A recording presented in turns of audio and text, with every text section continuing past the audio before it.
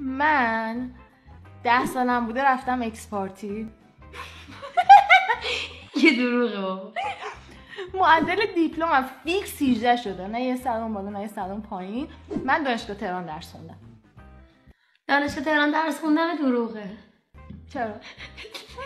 بهم میاد 10 سالگی رفتم اکسپارتیه.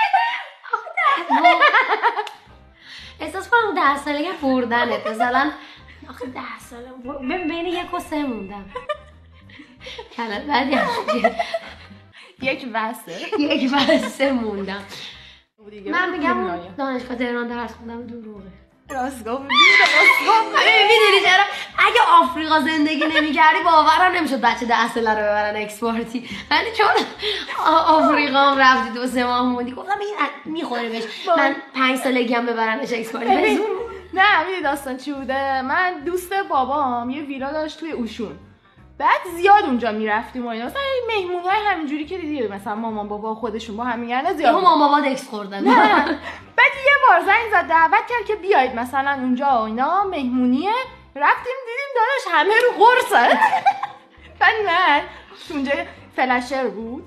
بعد اینا همه تو فاز خودشون. بعد من اینجوری اونجا بودم. پیشرو هست.